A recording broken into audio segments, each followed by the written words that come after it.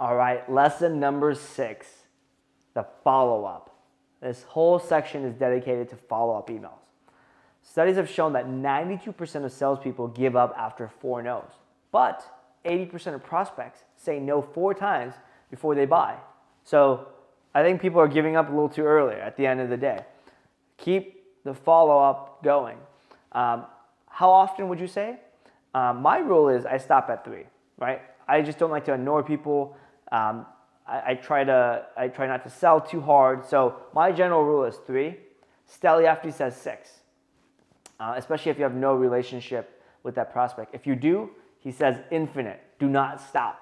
Heather from Salesfolk says 8. That's a lot. Eric Sue from Growth Everywhere says 5. But the general rule of thumb is if you're representing a brand, be persistent. But don't be too aggressive to diminish the brand's value. Don't be too annoying. But follow-ups are important. This is how you're going to get people's attention, because generally people are busy or they missed it.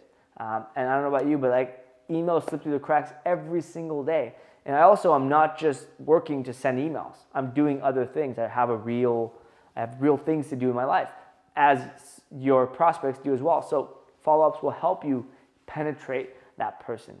Let's talk about how to write a great follow-up email.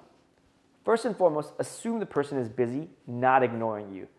Do not ever think they're ignoring you. It just pisses the person off and they're less likely to respond in a favorable way. Test different pitches or call to actions, right? So remember, you're following up. Maybe you can try a different angle to get their attention, or try a different angle for an ask, right? Maybe they're not available for 10 minutes. Maybe you can, but they may be available to watch this video. Maybe they're not available for watching this video, but maybe they'll download the PDF that you sent them. Different things, different call to actions should be tested here. Try different formats for your emails, right? Don't always have the similar format, because people get used to it and they can scan and they kind of just will ignore it. Add more value. One of my favorite things. I think it's really important to kind of send more content or things that would be helpful, because again, if you're sending valuable content, you technically are helping that person, not just annoying them. Now, valuable content means it has to be valuable to that person, not to you. Remember, this is not necessarily sales copy, or content or collateral. This is helpful, maybe articles. And guess what? Those articles don't have to come from you. Dial down your ask, right? So you ask for 10 minutes. Maybe you don't ask for 10 minutes. Maybe you don't ask for a phone call. Maybe you offer something else. Email at a different time of the day, right? So one of my favorite ways to follow up is I always trigger my follow-ups to happen on a Saturday. So my first email usually happens on a Monday to Wednesday.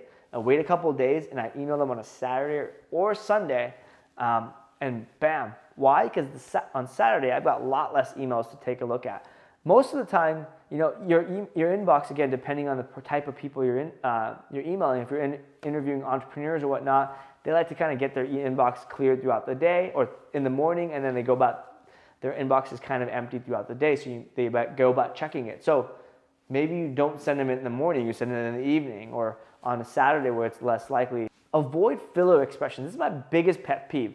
Hey, I just wanted to follow up. I just wanted to is not a thing you need to say. Like, you don't just want to follow up, you actually follow up. It's like saying, I'm trying hard to do this.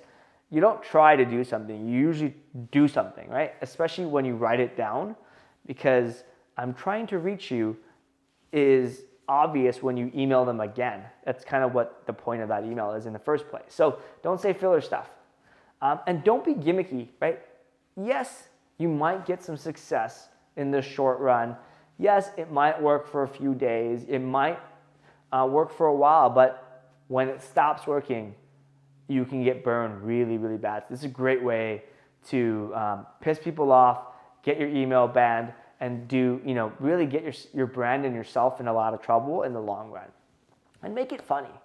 Not too funny, but make it amusing. Lighten up the mood. It's generally really good to do this because maybe your first email is really serious, but if you can make someone's laugh, they say the key to someone's heart is through laughter. So try to add humor into it in your follow-ups. Again, hopefully you are following up somewhere between 3 and infinite amount of times, according to Stelly. But definitely follow up because you can get, the yes at some point after a couple no's.